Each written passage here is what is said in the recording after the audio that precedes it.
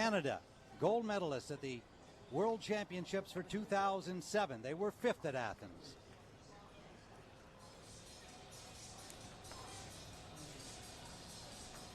And Great Britain, bronze medalists at last year's World Championships. They were 9th at Athens. They won one of the World Cup races, and they think they're ready to go again. Men's 8, Britain, poised to spring out of that Australia, starting gate from these docks. Poland. Attention. Gentlemen, start your engines.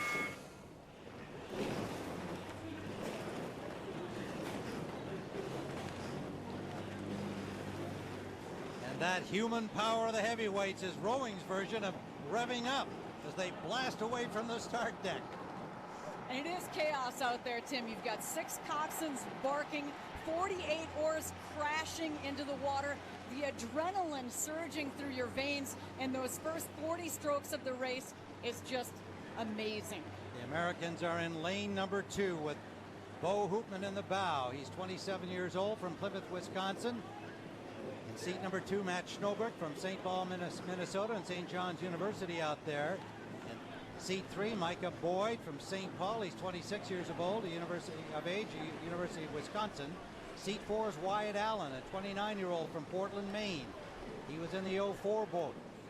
Seat 5 is Daniel Walsh, 29 years old, from Norwalk, Connecticut, Northeastern University. Seat 6, Steve Coppola, 24-year-old from Buffalo and a Princeton grad. Seat 7, Josh Inman, 28 years of age, from Hillsborough. And the stroke is Brian Volpenheim. He's from Cincinnati, Ohio, 32 years old, an Ohio State grad. The cox is Marcus McElhenney. Now, you know all about coxing. This guy actually did very well in a competition over the summertime while the team was training. But at the end of that summer, Coach Mike Tatey asked the crew to vote to decide who should the cox be between the two. And Marcus McElhenney won the vote 5-3. An interesting, different way to choose a coxswain, I am sure, but he's done his job. Here they are, going for gold again. The Canadians have gotten this early lead, and they are the team with the target on their back. They're also the crew with something to prove. 5 of them returned from that Athens boat. They went into that race as the heavy favorites, but the stroke injured his pec muscle. He tore it, and they were disappointed with the 5th place finish that they ended up with in that final. U.S. in lane 2, Canada in lane 3 with the lead. Great Britain is right there close to the Canadians in lane number 4. Canada, gold medalists in 2002 and 2003 in the World Championships, and last year winning in 07 with the U.S. finishing 4th in that race. The Canadians won at Lucerne this summer. Of course, the American team wasn't there. Unlike their start in Athens, the U.S. team back off the start in this race. They're right in the middle of the pack here in the middle of the race, and Tatey said, that's their coach, guys, there's no easy path to the medal stand. Right now, Athens is ancient history. He said a lot of the guys don't even think about Athens at all. In fact, they don't even mention it. So the Canadians there on the lead and the familiar Canadian maple leaf on the oars. They don't actually put those on by tradition until the race day. They are decals that go onto the oar blades, and that's just a tradition Canada has, and you better not break it. That Canadian boat is rowing at 40 strokes a minute. These are 9 guys on a mission. Coach Mike Spracklin's strategy is to get the lead and cause the other crews anxiety. Right now, in their minds, they're thinking, let's keep this boat length, let's own this race, let's make the rest of them fight it out for the other medals. And now the United States bow ball is just creeping into the back of that picture, and they are now on terms for a silver medal at this point. Canada holding the lead. USA second, Great Britain right behind them in third. Great Britain is in lane 4. You see their bow ball. Oh, they're almost dead even.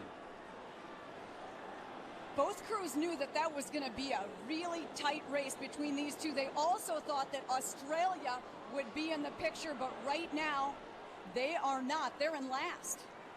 Canada was 5th in the Athens Games. Their last gold medal win in the 8s for men was in 1992. They desperately want it here. They don't look pretty, but they pull. Every stroke is maximum effort. Every stroke has every fiber of muscle locked onto the blade.